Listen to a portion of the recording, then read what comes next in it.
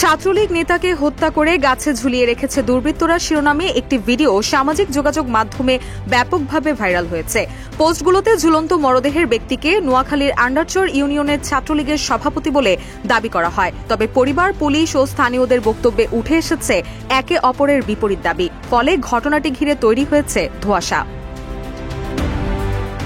এদিকে ঝুলন্ত মরদেহের একটি ভিডিও নিজ ভেরিফাইড ফেসবুক পেজ থেকে শেয়ার দিয়ে সজীব ওয়াজেদ জয় ওই ব্যক্তিকে ছাত্রলীগ কর্মী হিসেবে দাবি করেন। কিন্তু ফ্যাক্ট চেক প্রতিষ্ঠান রিউমার স্ক্যানারের অনুসন্ধানে বেরিয়ে এলো ভিন্ন তথ্য। তাদের অনুসন্ধানে জানা যায়, আন্ডারচর ইউনিয়ন ছাত্রলীগের সভাপতিকে হত্যা করা হয়নি। মূলত ওই ইউনিয়নের মোহাম্মদ মাহফুজুর রহমান মাহফুজ নামের এক যুবকের ঝুলন্ত মরদেহের ভিডিও প্রচার করে উক্ত দাবিটি করা হয়েছে। তবে নিহত মাহফুজ ছাত্রলীগের রাজনীতির সঙ্গে সম্পৃক্ত ছিলেন না, বরং তার ফেসবুক আইডি থেকে জানা যায় তিনি ছাত্রদলের রাজনীতির সাথে যুক্ত ছিলেন। এছাড়া আন্ডারচর ইউনিয়ন ছাত্রদলের পক্ষ থেকেও মোহাম্মদ মাহফুজকে নিজেদের কর্মী উল্লেখ করে দেওয়া একটি শোক বিজ্ঞপ্তি খুঁজে পাওয়া যায়।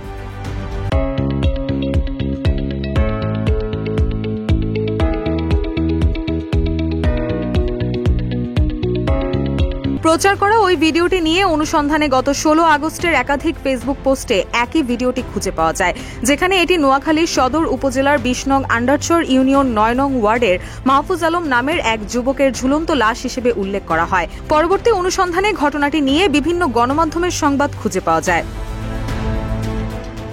পরে গত 17 আগস্ট গণমাধ্যমের একাধিক প্রতিবেদন থেকে জানা যায়, নোয়াখালী সদর উপজেলার আন্ডারচর ইউনিয়ন থেকে মোহাম্মদ মাহফুজ নামের এক রাজমিস্ত্রির মরদেহ উদ্ধার করেছে পুলিশ।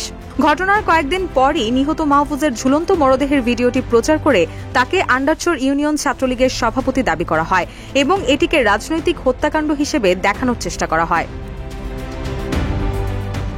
নিহতের একজন প্রতিবেশী জানান, মাহফুজের ছাত্রলীগের সাথে জড়িত থাকার দাবিটি শতভাগ মিথ্যা। স্থানীয় একাধিক সাংবাদিকও নিহত মাহফুজের ছাত্রলীগের সাথে জড়িত থাকার বিষয়টি গুজব বলে নিশ্চিত করেছেন।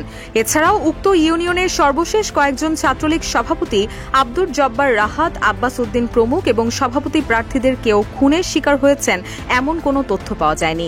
সুতরাং নোয়াখালীর আন্ডারচর ইউনিয়ন ছাত্রলীগের সভাপতিকে হত্যা করে গাছে ঝুলিয়ে রাখার দাবিটি সম্পূর্ণ মিথ্যা ও ভিত্তিহীন। রুশা সুর, নিউজ ডেস্ক, ইত্তেফাক।